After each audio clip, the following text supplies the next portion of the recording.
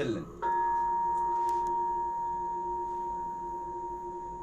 2 বছর 3 বছর 5 বছর কাটিয়ে ফেললেন। যারা অলমোস্ট বলি যারা 5 বছরের বেশি কাটিয়ে ফেলেছেন এবং এখন তাদের সম্পর্কে কোনো ভাঙন ধরেছেন, খুব মন দিয়ে শুনবেন please. You only can solve the problem of years. আপনারাই পারেন আপনাদের সম্পর্কের ভাঙন বন্ধ করতে।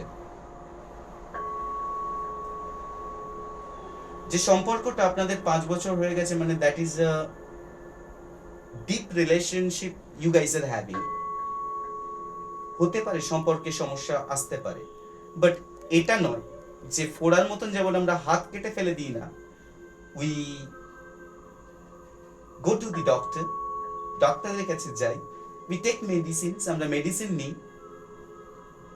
And even we also take rest, আমরা রেস্ট নিয়ে থাকি, ধীরে ধীরে রিকভারি হয়।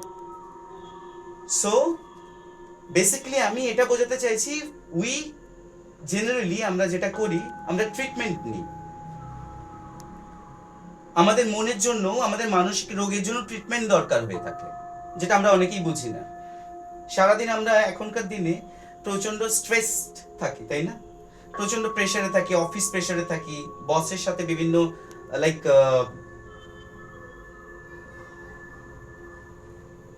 প্রবলেমস থেকে থাকে, লেগেই থাকে আমাদের ডেইলি লাইফে, ফ্যামিলিতে থাকে। সো ডিফারেন্ট, সবার জন্য এটা আলাদা হবে, কিন্তু সেই প্রবলেমগুলো সলভ করা যায়, শুধু ইন্টেনশনটা রিকোয়ার্ড হয়, ইন্টেনশনটা দরকার। আমাদের লাভ লাইফে যদি কোনো সমস্যা হয়ে থাকে, যদি পার্টনারের মধ্যে ভুল বোঝাবুঝি হয়ে থাকে, সো এটা নয় আমরা সেই পার্টনারকে ছেড়ে চলে যাব। আমরা চেষ্টা করব যে সেই প্রিয় মানুষটি যার সাথে আমি এতগুলো বছর কাটালাম, এতগুলো দিন কাটালাম, আজকে একটা বছর বা 2 বছর বা কয়েকটা মাসের হয়তো কোনো মনোমালিন্য চলছে, সেটাকে দুজনে বসে কি সলভ করা যায় না? সেটাকে সলভ করা তো দরকার, কোনো না কোনো কাউকে না কাউকে সলভ তো করতেই হবে, অরএলস রিলেশনশিপ তো আমরা বাঁচাতে পারবো না। আমরা তো এইভাবেই একটার পর একটা জীবনের সম্পর্ক হারাতে থাকবো, তাই না?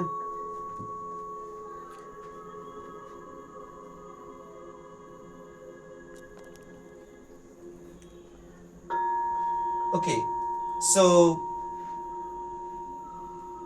সেটাই বলার, প্রতিটা মানুষের রিয়েলাইজেশন হয়, সে বুঝতে পারে কোনটা ঠিক কোনটা ভুল, এবং আফটার অল উনি ডিসিশন নিচ্ছেন বা উনি অলরেডি ডিসাইডেড এই মুহূর্তে যে স্ট্রংলি আপনাকে প্রপোজ করবেন বা আপনার কাছে প্রপোজাল নিয়ে আসবেন। এবার এটা আপনার উপর ডিপেন্ড করবে যে আপনি সেটা অ্যাকসেপ্ট করবেন কি করবেন না। It's completely depend on you. But yes, the proposal is going to come for you. আপনার জন্য প্রপোজাল আসছে। You are going to get a proposal from your person. I mean, এই রিডিংটা বেসিক্যালি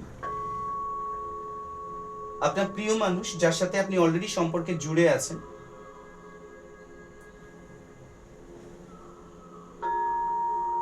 আমি তার কথাই বলছি।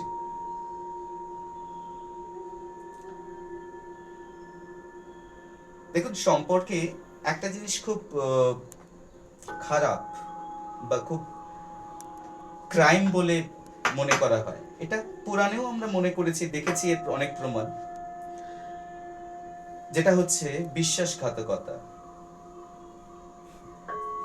এটা করতে নেই কখনো, আর চেষ্টা করবেন অ্যাভয়েড করতে। It's very hard. আপনি জানেন না আপনি যার সাথে বিশ্বাসঘাতকতা করছেন, যে মানুষটি আপনার জন্য তার সমস্ত কিছু বাঁচানোর পরও আপনার জন্য চিন্তা করে, আপনার জন্য কেয়ারিং নেচারে আপনাকে সবসময় লাইক প্যাম্পার করার চেষ্টা করে, আপনি হয়তো ফিল করেন যে I am getting irritated, but it's not like the same.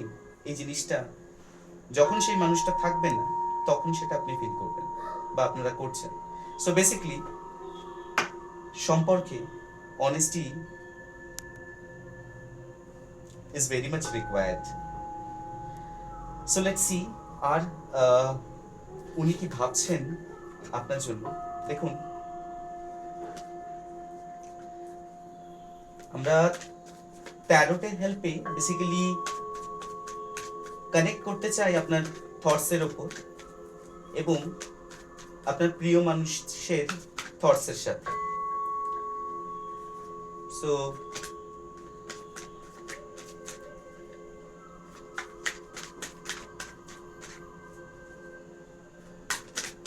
Okay, let's see. Oh my God, দেখুন, I am so much of surprised, কিন্তু আমি জানতাম এরকম কিছুই হবে। দ্য ওয়ার্ল্ড, আপনারা দেখতে পাচ্ছেন, দেখুন একটা ফিমেল ক্যারেক্টার যে কিনা একটা সবুজ টাইপের কোনো কিছু একটা রিবন দিয়ে চারিদিক থেকে বাউন্ডারি করা।